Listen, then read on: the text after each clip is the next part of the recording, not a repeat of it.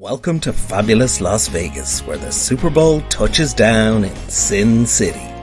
As Kenny Rogers sang, you gotta know when to hold 'em, know when to fold 'em, know when to walk away, and know when to run. The Chiefs arrive at Allegiant Stadium looking for a rare Super Bowl double. And who would bet against Patrick Mahomes? Mr. Irrelevant, that's who. Brock Purdy has the long odds story to beat them all, and a clutch of 49ers aces up his sleeve. You never count your money when you're sitting at the table, but when the dealing is done, who will hoist the Lombardi Trophy? The Irish NFL Show, Las Vegas, Super Bowl 58.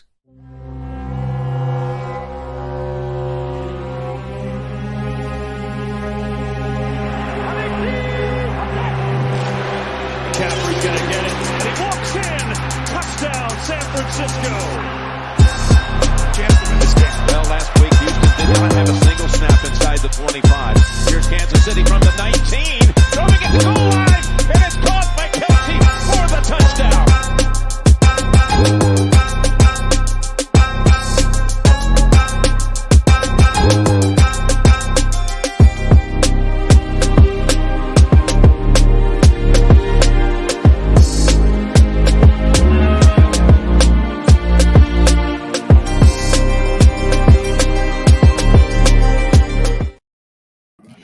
Welcome to the Irish NFL Show's Super Bowl 58 preview, live from Las Vegas, Nevada, overlooking Allegiant Stadium in the background here in association with our partner, QuinnBet, and with thanks to our friends at CBS again for very graciously allowing us to use their broadcast platform here overlooking the stadium. Brian, it's been a really busy week here in Las Vegas, and I'm supposed to give people watching in Ireland a bit of a flavour of what's been going on. It's very different to, say, the build-up to an All-Ireland final, which is much more about the day itself.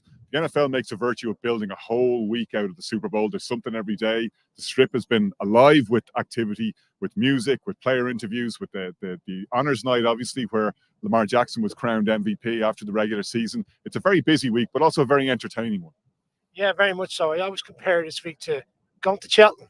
You arrive at Cheltenham, the chaos, except the chaos here lasts for the bones of the week, as you said, but it's a great experience for all people, whether you're doing, I suppose, the manner in which we're here to do, various fans opportunities, the NFL experience, and obviously the big award ceremony, allowing fans to get close up front to the players. And it's a great experience. You get such open access. We're kind of very fortunate when we're here.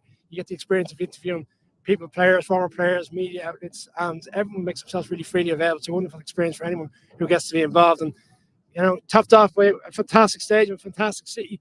And anybody who's been around Vegas over the course of the week will, once it's been really busy, come Friday, you could really kind of sense the enormity of it. It's a Super Bowl weekend, so many people in town. Obviously, we were at U2 last night. The chaos is trying to get out of there.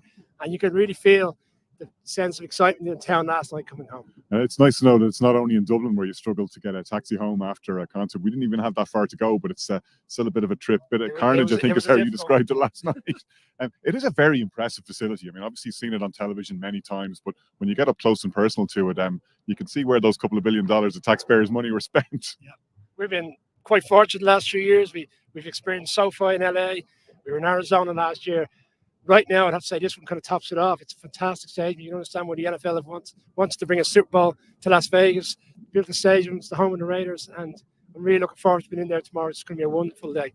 The other thing I've been really struck by, again, you know, in comparison to, say, sporting events that we're a little bit more familiar with experiencing in the flesh back home, is so many people here who have no intention of going to the game. They're here for the experience. They'll watch at one of the watch parties. They'll watch at one of the buffets in one of the hotels. There's everywhere you could possibly trip across. Somebody's having a buffet or having a lunch or having an event or a watch party. There's people streaming in from the airport, particularly over the last day or two. You really saw the pickup in numbers in Chiefs jerseys and 49ers jerseys and jerseys from many other teams as well. Indeed, we stumbled across two Baltimore Ravens fans, or it might be slightly more accurate to say they stumbled across us this morning after a great fun night out, and they were a little bit the worse for wear, but they had booked hoping to be here to see the Ravens play. It didn't work out that way. Yeah, they certainly were stumbling.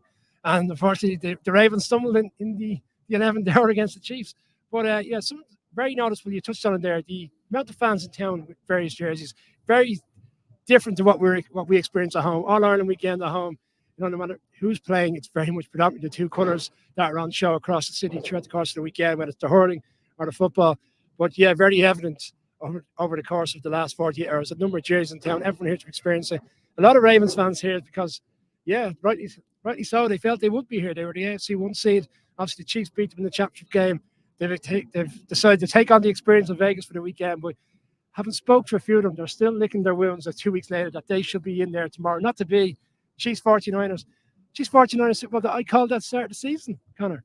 You called it at the start of the season, but you backed out of the Chiefs pick in the AFC Championship game. I'm not going to let you forget that. I called the Chiefs. I'm going to take the brownie points for that one. Thanks very much. Speaking of people with wounds to lick, I bumped into a Lions fan this morning. Again, very hopeful of seeing a historic Super Bowl and seeing the Lions make their bow for the first time. You couldn't help but feel for them. I know even with my Chicago Bears colors on, I couldn't help but feel for them. It's very, very tough situation to be in. But again, here to enjoy the experience and the marquee event that it is for the NFL Super Bowl 58. And we'll talk about how both teams made their way here and how the 49ers and the Chiefs are building up to the event in just a short little while. If you stick with us, we're also going to be speaking to Matt Derrick from ChiefsDigest.com. He's going to get us inside the Chiefs camp and what we can expect to see from them in the big game tomorrow.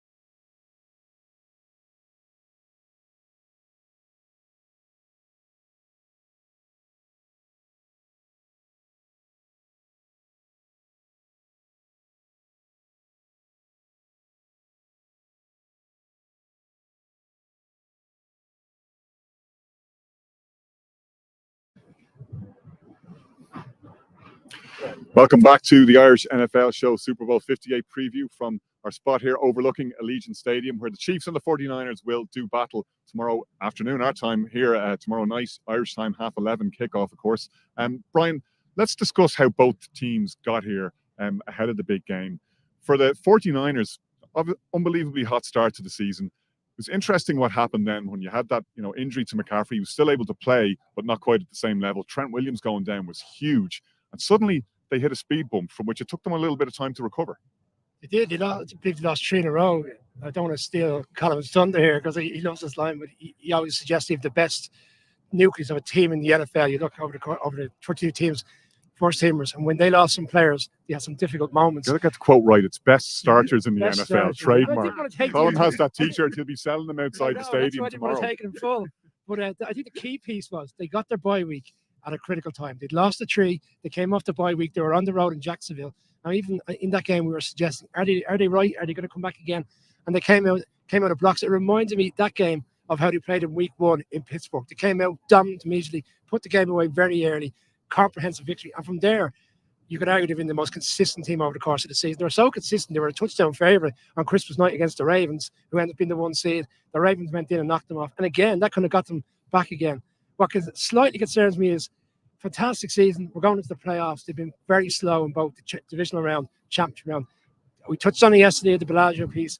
If they fall into that situation tomorrow, will they have enough to recover against arguably one of the best defenses in the league? Colin, they're favoured for a reason, as Brian touches on there, because they've been the most consistent team over the course of the season. And people are looking at their body of work and saying they're justifiably favorites heading into this game. However, when we look back on the regular season now, they smashed the Cowboys. We saw what happened to the Cowboys in the playoffs. They smashed the Eagles, which again was what we thought was a statement victory at the time. Then we saw what happened to the Eagles down the stretch.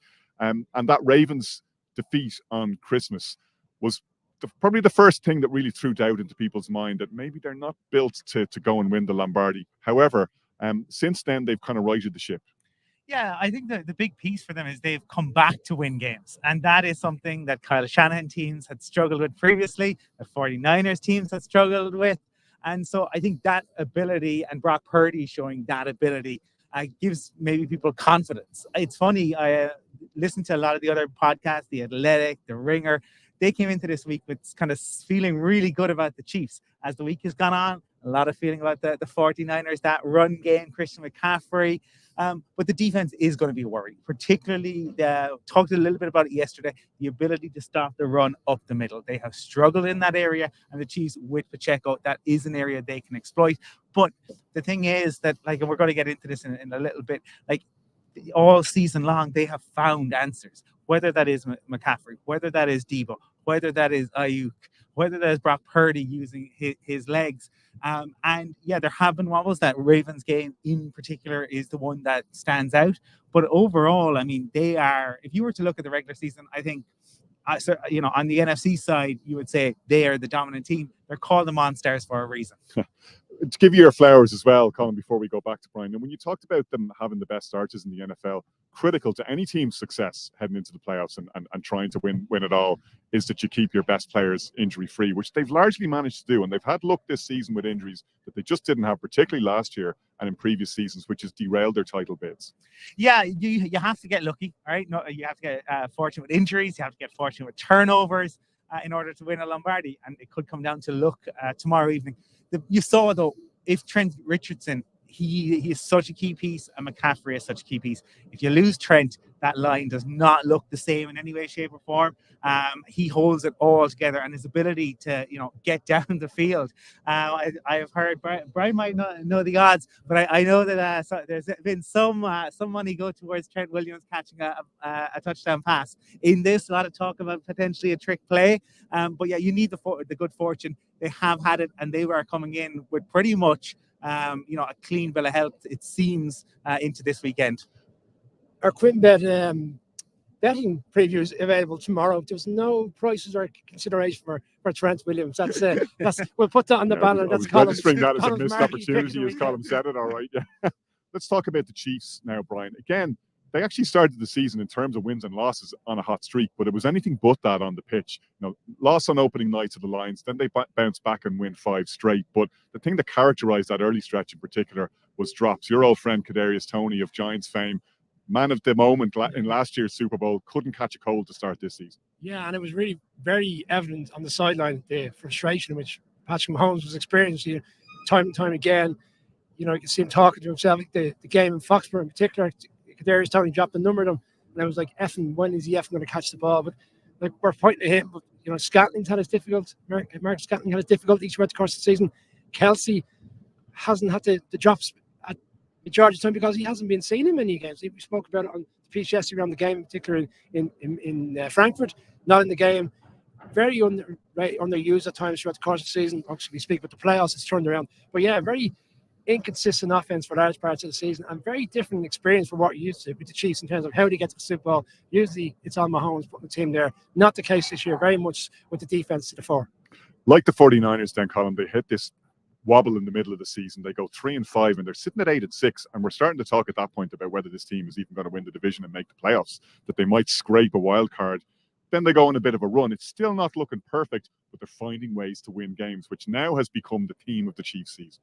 Yeah, no, it has. And I think the Raiders game, and we'll probably get into this more when Matt joins us, but the Raiders game changed everything. The loss on Christmas Day, Patrick Mahomes seems to have gone away after that and said, right, it's back to basics. We are going to look at how we are doing things. We're trying to force it too much, and they have. And while Brian is right to say it hasn't been Mahomes in some ways that has carried him here. In other ways, I would argue Mahomes is almost playing the best football of his career right now through the playoffs. He is doing exactly what they need him to be. When they need him to not turn the ball over, he isn't turning the ball over. When they need him to make a big play, he's making a big play. When they need him to scramble, he's scrambling. He just has all of the answers. And so that is, I think, one of the things about the Chiefs is even with all the drops, even with Mahomes going through that frustration, you still have Patrick Mahomes. He can still make magic happen at any moment in time. And it has been fascinating to watch, though, because it is different. This is a Chiefs team who have at other times made it to a Super Bowl where they've been giving up 25 points a game in the playoffs. This year, defense is fourth best in terms of points allowed in the playoffs since 2000. Brian, Colin touched on it a little bit earlier, that, the Chiefs' ability to dig games out. And, we've heard so many experts this week predicting a Chiefs victory, going against the odds, even though the 49ers are favourites. You actually struggle to find too many people who are favouring the 49ers with their picks heading into this game. But I suppose if there's a reason for that, it's the two playoff games on the road against the Bills and the Ravens, and particularly the Ravens game, because what it showed us was that from a playing perspective and from a coaching perspective, there is no ideologically driven Chiefs game plan. It's whatever it takes.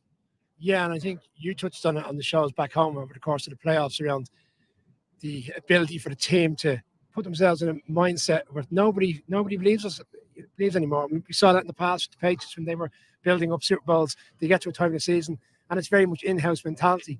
What's perceived on the outside is probably very different from what's been said on the inside. But Andy Reid has a way of putting this team together and kind of taking out the noise of what the season was and removing all that and say, we're essentially 2 games away from the Super Bowl when we consider they were going into Buffalo, not favourites for that game, not favourites for the Ravens game. And the Bills game in particular, because of the nature of how many times they played each other, because of the nature of the last few years with the Bills, you could argue, had their number in regular season games. We saw the one during the season where Kadarius Toney catches the lateral from Kelsey. It comes back. We saw after that game how frustrated the team was that the play wasn't allowed. And yet, when it came to the playoffs, we saw the quality and the character of this team come back. And that narrative is similar for both teams in a funny respect, Colin, because the Chiefs have a very different view of themselves from the outside world, where most people look at them and go, well, you're never really an underdog when you got Patrick Mahomes. They have this whole chip on their shoulder thing going on. The Niners, on the other hand, people have been doubting Brock Purdy from the outside. I mean, Dan Graziano touched on it from ESPN when we were talking to him over in Media Center the other day, saying they have a completely different view of their quarterback. They're ride or die Brock Purdy. They believe in him all day long. Yeah, and look, you expect that from your teammates. Though I will say, outside of some fringe lunatics on social media, I don't think there are people doubting Brock Purdy. Like, in terms of, I think most people would say Brock Purdy is a very good quarterback who is really good use of his legs. Is he better running the Shanahan system than Jimmy G? Yes, he is. Is he Patrick Mahomes? No, he's not. But I think what gets hurt is when you say he's not Patrick Mahomes, it's like, well, you think he's incapable of winning a Super Bowl. And I don't think that is the case. But that siege mentality works. Yeah. And it's not what's funny is even people like Richard Sherman, who's so synonymous with the Seahawks, has become this Brock Purdy ride or die guy. And they've built up that siege mentality. And you see it, that it's definitely coming together. And they will be going all out to prove everybody in their mind wrong and get Brock Purdy hoisting the Lombardi and Trent Williams hoisting him on the shoulders. One of the points I will say about that in Purdy's favour, and it kind of really annoys me when people hit him with this. Like, we talked about the stat where 47% of the passing yards are yak. But he's got George Kittle to throw to, and he's got Brandon Ayuk to throw to, and he's got Deebo Samuel to throw to. You don't need to heave the ball down the field 40 yards in the air. Those guys can catch it on intermediate routes and just bulldoze their way through. You use the weapons that you have around you. That's why Kyle Shanahan has built the offense the way he's built it and why they're there. Well, is that the nature of the conversation we've had time and time again? Is some quarterbacks end up in the right place, the right time, the right situation. We're talking about Patrick Mahomes going to Kansas City in terms of where he was selected in the draft. When he could have gone to Chicago and they would have destroyed him. Yeah. This is to the point of Brock Purdy, albeit further down the draft board, ends up being selected by someone else, and he comes in and he struggles early on in his career because he doesn't have players around him. Are we having a very different conversation? Yeah, he's got all the attributes, but he's also got some great quality players around him. This notion and conversation that people are very down on Brock Purdy it's ludicrous. Like, he's here for a reason. He is the right guy at quarterback to bring this team to the Super Bowl. Jimmy G was moved off for a reason. They were getting to the periphery. They were nearly there, and they couldn't get over the line. They didn't get over the line against the Chiefs in the previous Super Bowl in Miami. They felt the need to. Yeah, you could argue they could have fallen into this situation inadvertently, and we've seen that over the course of the last 10 years with certain quarterbacks. But he's here on merit. He's coming back. Let's not forget, he's coming back off a difficult situation with a long-term sustainable injury at the end of last season, went off, did the operation. Even this week, Shanahan is talking about, we did have a conversation about Tom Brady because we weren't sure where we're going to be. He's come back. They're here. I don't think anybody. I think the argument should be put away. No, big time. Look, and when we come back in about 60 seconds' time, we're going to get into some of the playmakers that Patrick Mahomes has around him and also some of the playmakers that the Chiefs have on defense. And we're very excited to have with us Matt Derrick from ChiefsDigest.com to chat that up with us in just about a minute's time.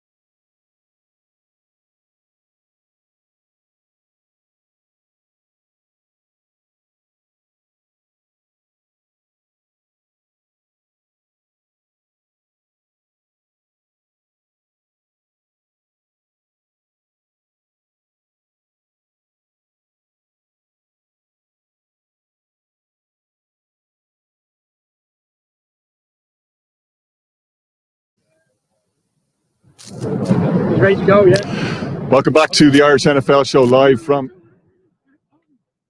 We're live. Welcome back to the Irish NFL show. We are live from Allegiant Stadium in Las Vegas, Nevada, ahead of Super Bowl 58, which takes place right here behind us tomorrow. We're delighted to be joined by Matt Derrick from ChiefsDigest.com. Matt, thanks very much for taking time out of what I'm sure is a very, very busy day for you to wrap with us here about the Chiefs playmakers. The story at the start of this season was not so much about the supporting cast around Patrick Mahomes, but the lack thereof. We touched on it a little bit earlier, those drops, particularly in that opening night loss to the Detroit Lions. You were looking around suddenly going, who's going to catch the ball and who's going to power this team on what had been assumed before the start of the season to be the beginnings of a back-to-back run, right? They were the favorites heading into the season, and we tend to forget that with the way the season started. Well, and you can't forget how the season started with the losing streak in the middle. This team was 6-1 after that opening week loss, and it didn't necessarily, the offense was struggling. There were drops, but Andy Reid kept saying, "Hey, as soon as the drops get fixed, this team will be fine." And that never really happened during the regular season. They were fortunate that the defense carried them along. Defense led the way, but the one consistent thing about this offense and with Andy Reid and Patrick Mahomes was that they remained faithful in their playmakers. That they were going to stay with him, they were going to stick with it, and they believed that they would get out of it. And in the postseason, they've managed to put those mistakes behind them. One thing that has worked season long is the run game, and Isaiah Pacheco has been immense for this team. Yeah, he really has. He is a punishing runner. There is no doubt about it. I think it's hard to draw a comparison with him because of just how powerful he runs at his size. He's not the biggest guy in the world, and he's not necessarily the fastest guy either. But when he sees a hole, he absolutely pounds it. He's difficult to bring down. He's one of the more difficult players in the league to bring down after contact, and he very rarely gets stuffed at the line, and that's important. I mean, just getting a yard or two sometimes when nothing's there is a big deal. I feel bad for Chiefs beat writers because you must have absolutely exhausted the thesaurus right now for words to describe the way Isaiah Pacheco runs. It's become a whole side conversation throughout this season. Yeah, I mean, you can say he runs furiously. I know he's been said he runs like he's angry at the ground. You definitely run out of adjectives and analogies to come up with for Isaiah. I suppose I'm interested in your take as somebody who covers the Chiefs on the ground, right? This is a season, we've talked about the struggles, but they lose to my Broncos first down since 2015. Then they lose on Christmas Day to the Raiders. Like, what what was it that turned things around? How did they go from the team that was so inconsistent, and as you said, there was drops, but there were other things as well, to a team who then in the last games and in the playoffs have just looked. Patrick Mahomes has done exactly what he needed to do.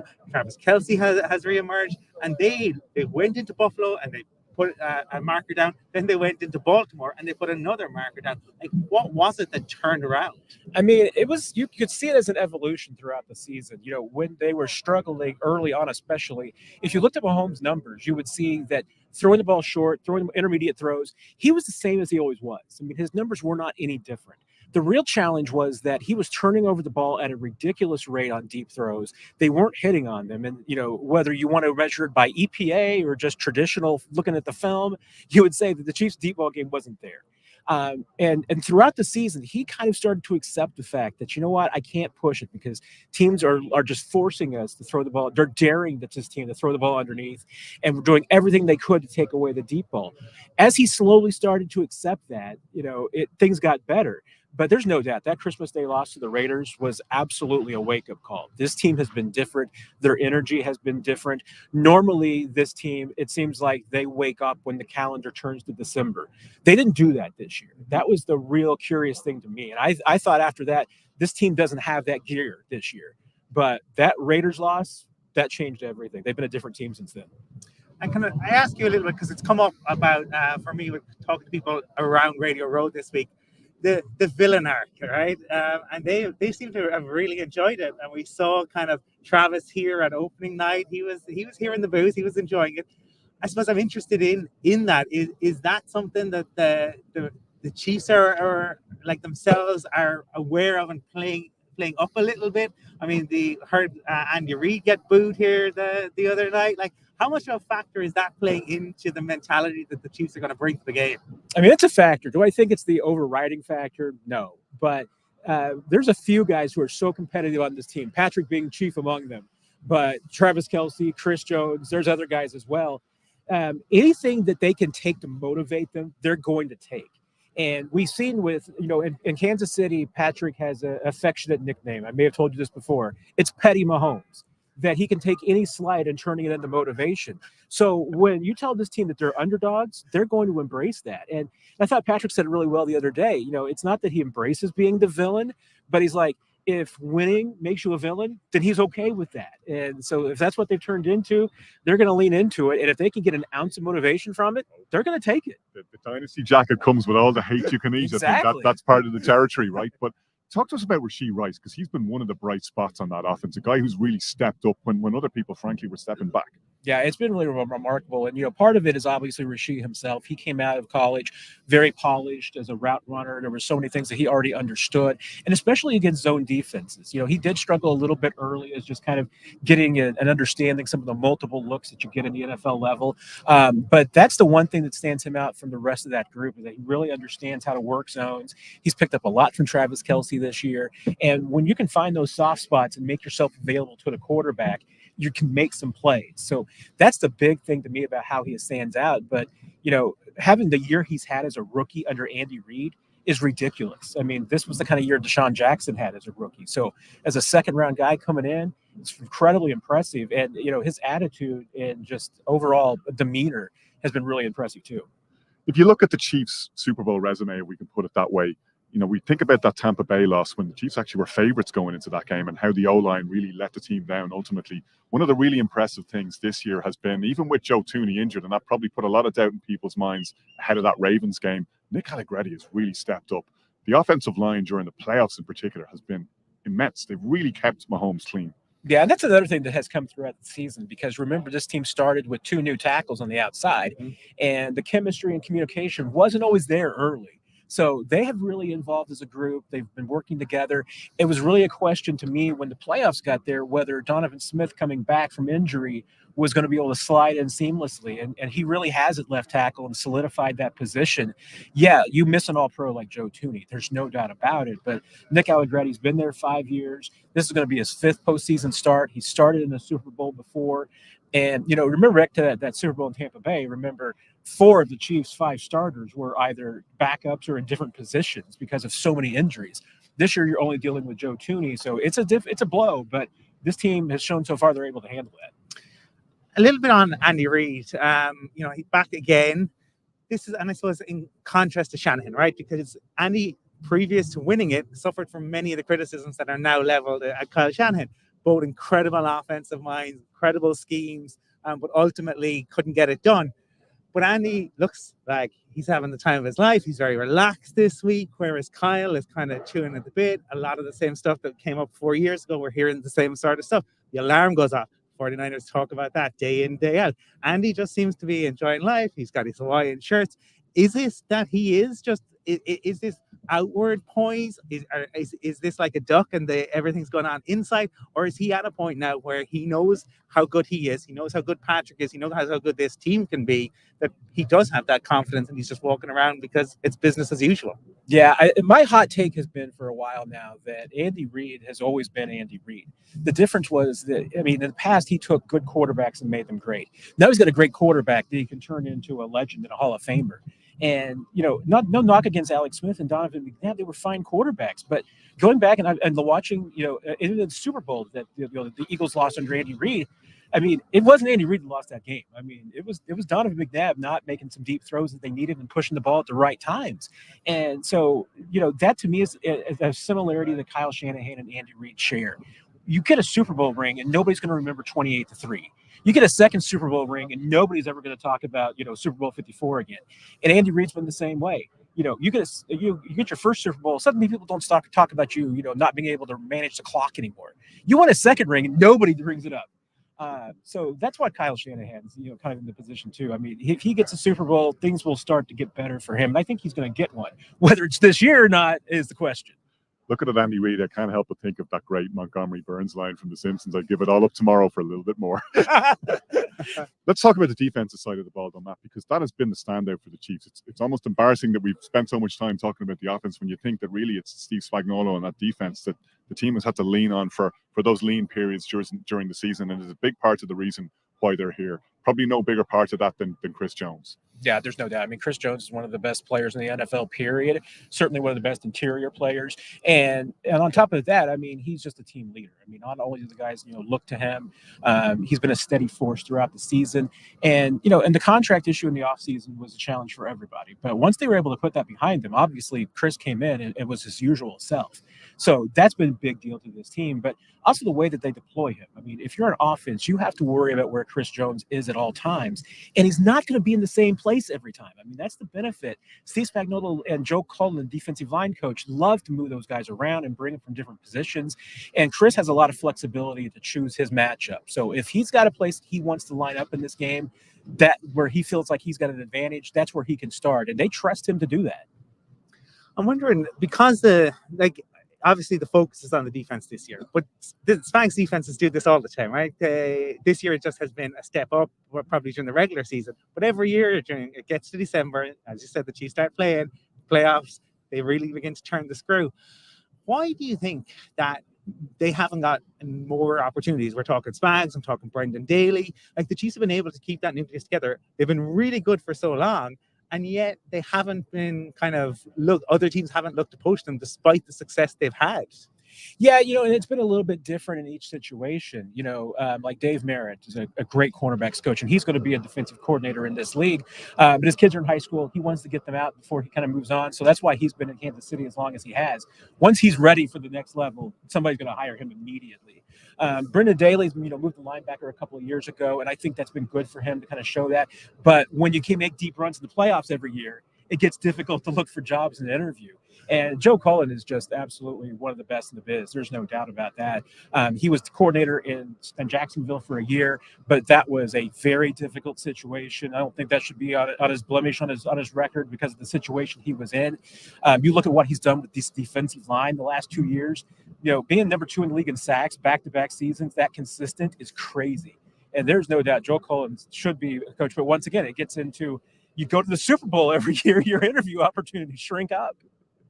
One of the things, I think about when you talk about successful teams and to build a dynasty, as we know, you've got to draft well because the NFL is going to punish you for every little bit of success you have. We want the league to be equal. The NFL wants the league to tend towards parity. But the Chiefs have drafted really well. Like, since the Tyreek Hill move, they've replaced, funnily enough, on the defensive side of the ball, Tyreek Hill with some incredible ballers. Jerry Sneed, Trent McDuffie, and others have really been, keys to why the Chiefs remain successful. Yeah, and General Manager Brett Veach has been able to do it without a lot of first-round picks. I mean, when he got the job in 2017, Chiefs didn't have an 18 pick because they gave it up for Patrick Mahomes. Good choice, by the way. They used their 19 pick to get Frank Clark. And they traded their 21 pick. I mean, they get Orlando Brown. So, they haven't had a lot of first-round picks. So what they've had to do is capitalize in the middle and late rounds, and that's where they absolutely have crushed it.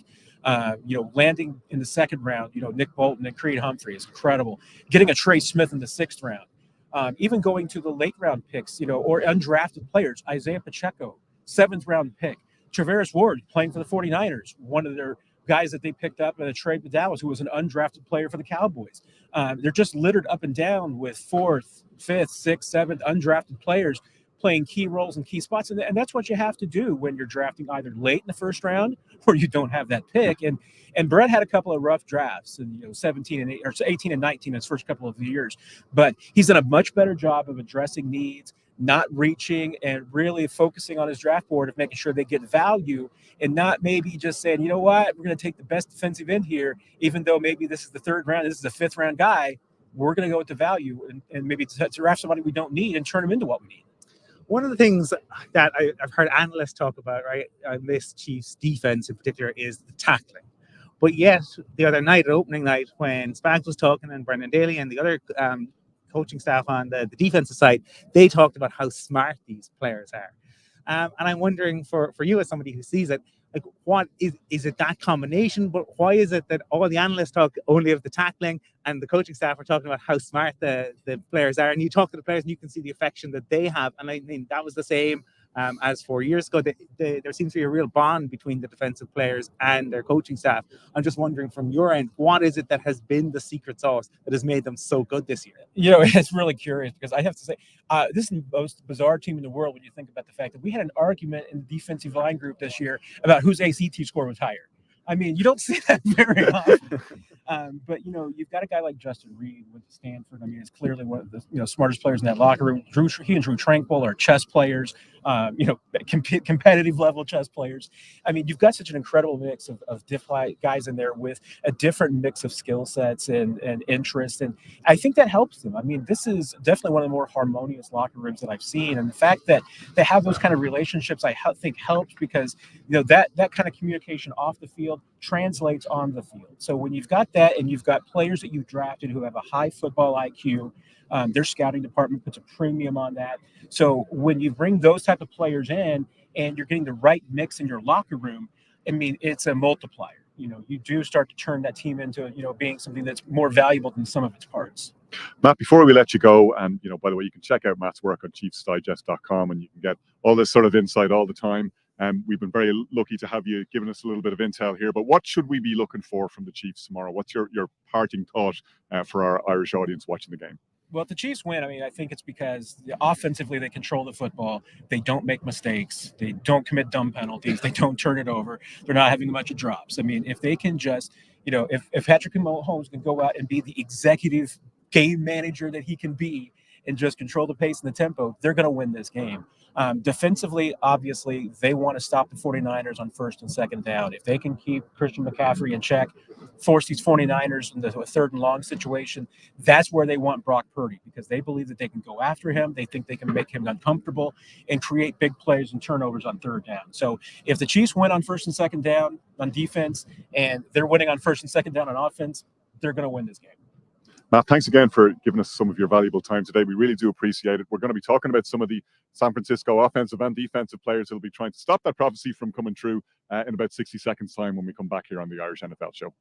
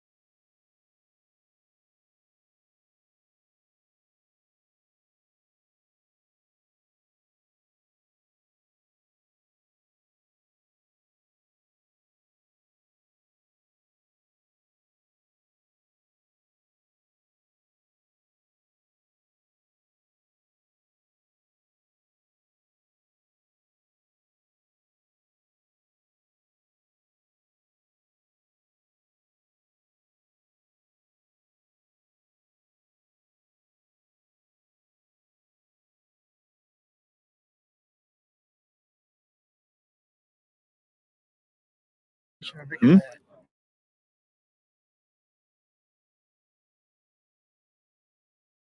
Text break. You're back with the Irish NFL show in association with our partner QuinBet at a slightly windy but beautifully sunny Allegiant Stadium, where we're taking our final look at the keys to the game for tomorrow's matchup between the San Francisco 49ers and the Kansas City Chiefs. We've been talking Kansas City playmakers with Matt Derrick of ChiefsDigest.com. And Brian, it's not like the 49ers are lacking in any way in playmakers on either side of the ball. Let's start on offense. Brock Purdy, we've spoken about him time and time again on the show, but he's earned his shot here to win a ring, and it's a remarkable story, and it's a pity that in some ways it's kind of been mired in a little bit of pettiness about, oh, how good is Brock Purdy? My God, he's good enough to get them to a Super Bowl, and he might well be good enough to win it. Yeah, and you could argue over the last two games, and there's been various different kind of scenario conversations around how he was perceived after both games. But let's not take away the fact against the Packers when the drive was needed, he pulled it off, and there was a great running play in that particular drive. And I know 49ers fans were so excited. Some of them were referring to it as a Joe Montana type drive, and some people were kind of raising the eyebrows. But it was, look, let's be fair, it's divisional round, the pressure's on. He pulled it out, and then it course the second half. And well, sometimes you need a lucky play, and we've seen over the course of the years. This, Colin refers to the airplane, and with John Elway and helmet catches. You could argue the Brandon catch in the last game, maybe the one in 4 or 5 years, would say that was the one. What would the Ravens have given for that kind of drive from Lamar Jackson when they needed it most against Kansas City, the guy that collected the MVP trophy just a day ago? You could argue they did get that play with Zay Flowers before it all went wrong, and True. The penalty flag, and he dropped the ball into the end zone.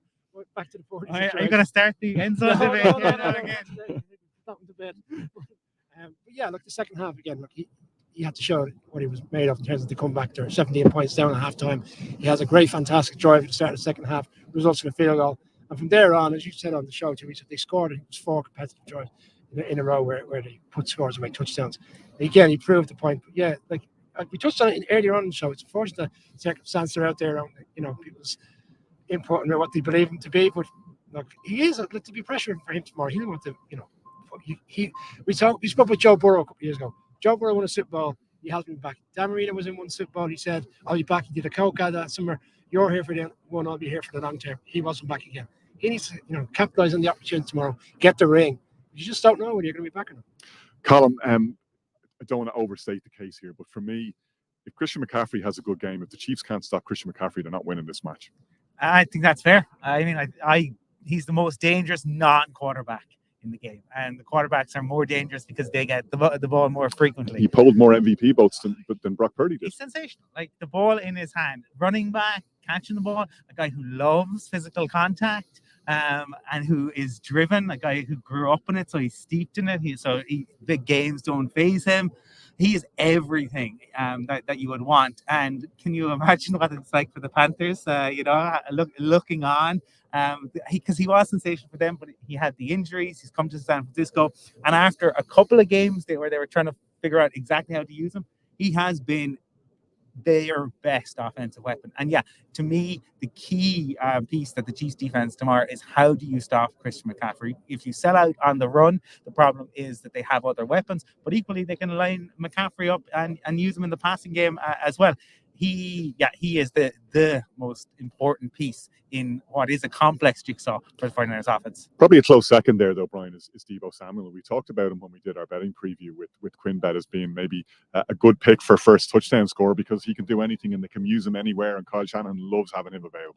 Yeah, and it was very evident in the Packers game. He went out early with shoulder injury, and you could argue the struggles for large parts were because of that. I recall the 49ers beat writer saying they literally had to rip up the script in terms of many plays they had in the game, and they kind of condensed what they were going to do throughout the course of the game because he's not available. When you have him at your disposal, I mean, he's so electric. We spoke with that beatdown in Philadelphia. I mean, how many times in that game did he go off and yards after catch? There was a 64-yard touchdown in that game. He's done it time and time again over the course of the season. He can be used as a running back. If McCaffrey needs to be brought out for a number of plays, he's efficient in that position. It's the end arounds. He's got all the talent to be a game breaker tomorrow for the 49ers. We spoke yesterday, Colin, when I was calling out the battle of the two tight ends as being critical to this game. It was my key to the game when we laid down our thoughts on that particular matter. Having said that, Kittle's playoff stats, he's been fairly quiet. The box score probably doesn't tell, to be fair to him, the contribution that he's made over those two games, and when he's the crucial catches he's actually delivered. But again, he's somebody that you're expecting to and you want to step up to help Purdy manage those difficult situations. How many times have we seen Super Bowls won by tight end quarterback connection that works when it needs to most. Yeah, and he has done that. Like, he's come up with the big catches so it's not, he just hasn't been as involved, but he is such a key to them in the blocking game and in terms of tone setting. Like, what he brings, I think, is, we talked a little bit earlier, Kyle's on edge this week. You can sense it. George Kittle is not on edge. George Kittle is never on edge. It doesn't matter what kind of game he's involved in, if it's a Super Bowl or whether it was, I'd say, flag football. I saw the back and forth with our Kiwi media colleagues on the hat. He was loving it. He's same guy, whether on and off the field, brings huge intensity, and he will be a key component for them tomorrow. Now, it may not be in the passing game, it might be in terms of blocking and opening up lanes, but that is where he does a lot of the dirty work. And that, again, that's a key piece of both of these teams, I think, is the fact that when players with the ability of Kittle are willing to do the dirty work, time in and time out, it's so different from teams that don't compete. That's a really good point, because one of the things that brought the Packers very much into contention in their game with the Niners was the work that their receivers were doing in the blocking game, particularly Dontavian Wicks. We pointed out how he was able to hold Chase Young at times, the massive size mismatch there, but their receivers really stepped up. The 49ers players, to your point, we've seen them doing that all season long. Dirty work, the stuff that's happening off camera, where they're not the favored runner on a particular, not the chosen receiver on a particular play, and it's all that stuff that's got them where they are. Yeah, just going to touch back on Kittle there. You talk, like, isn't that not kind of a nice kind of piece around the fact that he's at ease with the fact that it's Super Bowl, he's here, the enormity of the occasion isn't getting from other players clam up, can feel the pressure leading up to the game. I'm sure on both sides tomorrow there's players that will play and haven't been here before. That's where you need those players, whether they've won or lost in the Super Bowl, to kind of arm around the shoulder, say, look, we're here, we can all work together. Because there is going to be players tomorrow that don't really show up. It's always in the Super Bowl. Expectations, he's going to have a great game. And it's always the player that surprises us that kind of comes up and makes a big play.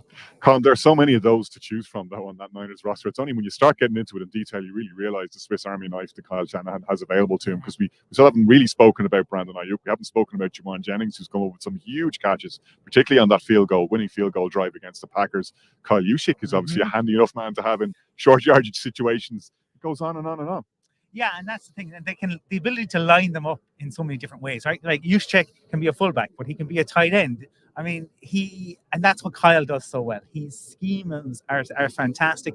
And the scripts tomorrow, right? The first 20 plays on both sides of the ball should be incredible to watch. It will be a proper chess match. I frequently describe American football as demolition derby meets chess. I think that will be very evident tomorrow. And that piece around, like what Brian is saying, like, Manningham and, David Tyree, there could be somebody who surprises us tomorrow, comes up with a big catch at a key moment. But for the 49ers in particular, it's the fact that you have so many weapons and speed everywhere. Plenty of weapons on defense as well, Brian. But as you said, the 49ers defense has started slowly in both playoff games. They can't afford to do that tomorrow. No. We put some stats up yesterday from the Bellagio. It was 5 hits in the divisional round on Jordan Love, no sacks. And that's not going to work tomorrow. Like, let's be fair. They need to get home. They need to get the sacks. The interior and the pressure has to come.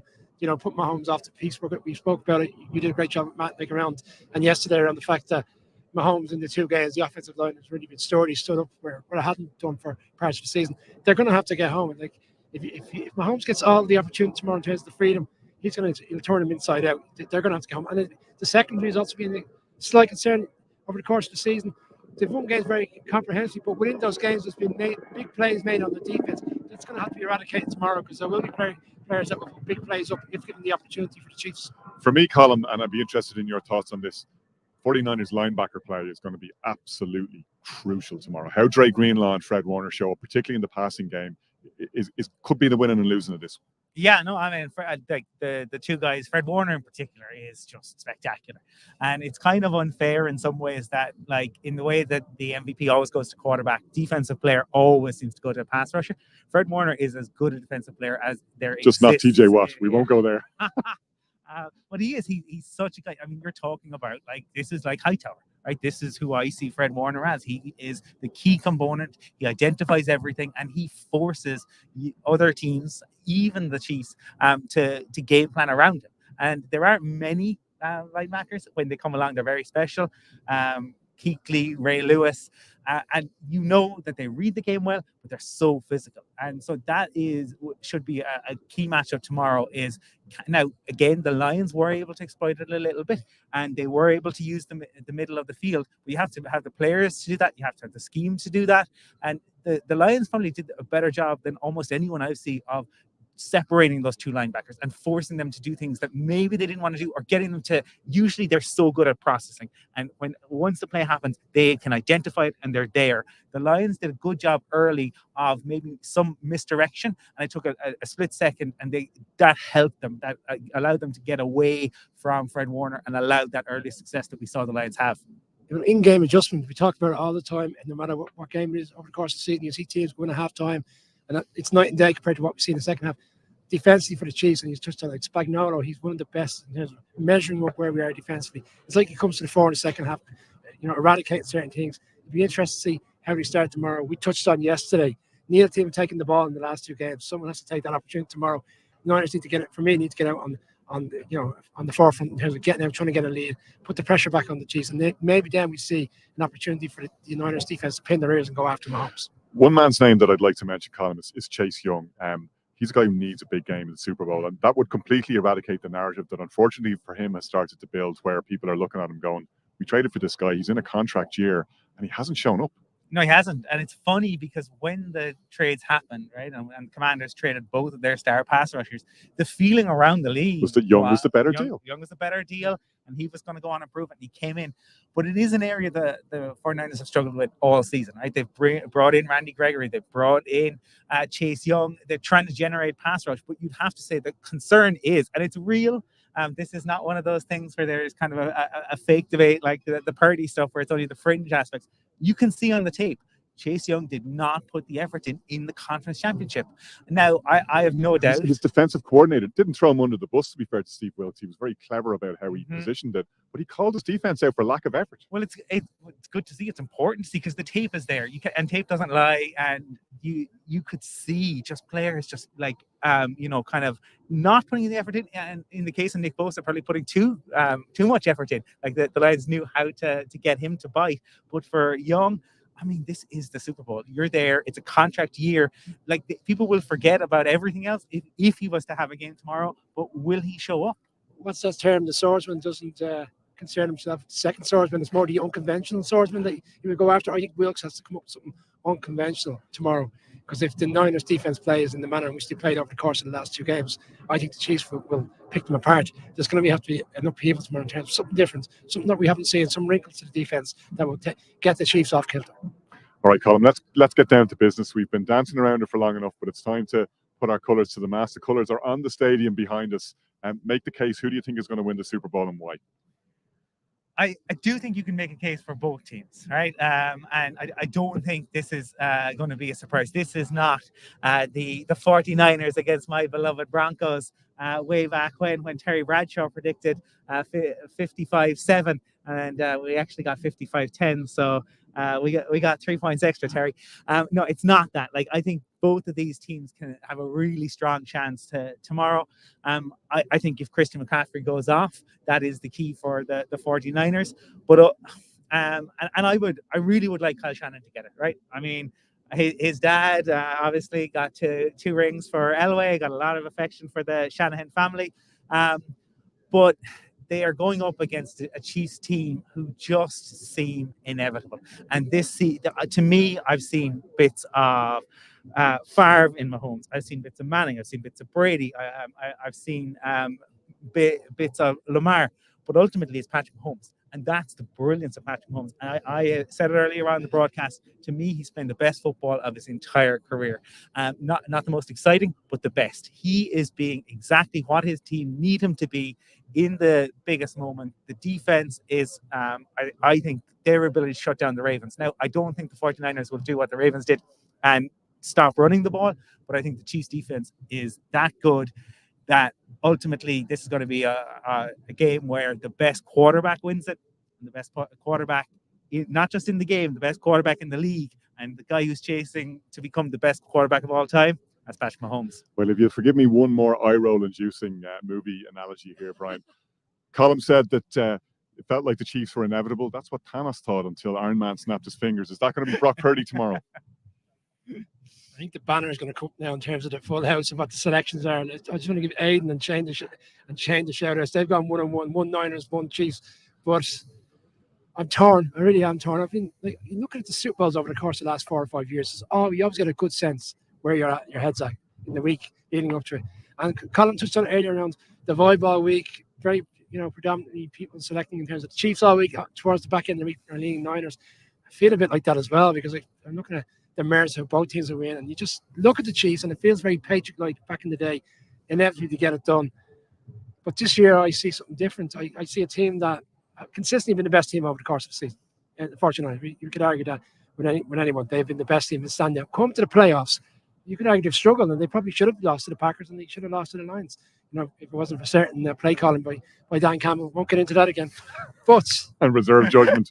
I just see it differently this year. Sometimes you get a sense that it's their year. And last year when they lost to the Eagles, I think even within a week, some of the social media content coming out from the 49ers players was we lost because we had no quarterback, not because we were the better team.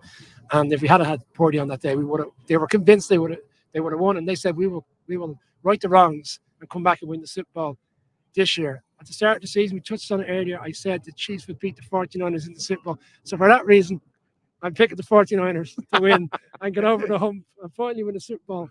And there'll be a lot of 49ers fans celebrating tomorrow into Monday. It will probably feel like a bank holiday for a lot of 49ers fans on Monday. I'm going to lean with a very tight game. And Shanahan rights the wrongs of the Falcons and rights the wrongs of a couple of years ago against the Chiefs when he let that one slip. I think the 49ers get it over the line tomorrow. Yeah, as you say, Brian, going into these games, I nearly always have a conviction about one team or the other. And for most of the week, my conviction was that it would be the Chiefs. But you both make compelling cases, and I could see either of those scenarios playing out. I found myself questioning my own thought process and saying, like, am I overweighting what the Chiefs did in 2 playoff games and forgetting about what they've been like for the whole of the season? Am I not giving the 49ers enough credit for the greater consistency that they've shown for what as a roster is a better roster, I think, than the Chiefs? I don't think there's any doubt about that. But you get that America's game mentality, and I start like fast forwarding through to which team is going to be looking back and what's the narrative of the season going to be, and you start getting vibes like that Giants team in 2007, like the Packers team, the Aaron Rodgers year, the year that they won when they had to go win out the season just to get a wild card spot and come through the hard way. The Chiefs have that kind of vibe about them that they just don't look like whatever's thrown in front of them, they're going to find a way to get over that obstacle. I think if you're looking for the 49ers to win, they've got to show something that I haven't seen them do in the playoffs, which concerns me. Yeah, they've been resilient. Yes, they've come from behind twice. You don't overlook a team that's overturned a 24-7 deficit. At the same time, you're looking at that team going, how do they find themselves 17 points down at home? What I've seen from the Chiefs is, particularly in that Ravens game, that they just feel like nothing's going to stop them. To your point, Colin, there is a certain air of inevitability about them. I think it's going to be a big effort required for them. I think it's going to be a relatively low-scoring game. I think it could be more akin to the Ravens-Chiefs game than the 49ers-Lions game if you're looking to the championship games for a comparison. It's unbelievably well poised. I think probably it's a flip of a coin game for me, but I am going to lean with the Chiefs because I think in a fair fight you nearly always back Patrick Mahomes to win. That's worked for me in the past, and I'm going to stay with the hot hand. I certainly would agree in the sense of the game, the nature of the game. I think it'll be a lot more low scoring, that more strategic, as Colin touched on, rather than what we saw with the influx of points in the Lions game. I know we're going to wrap up. I think there's a number of people I'd like to call out over the course of the season. We're here doing this, unfortunate to be here.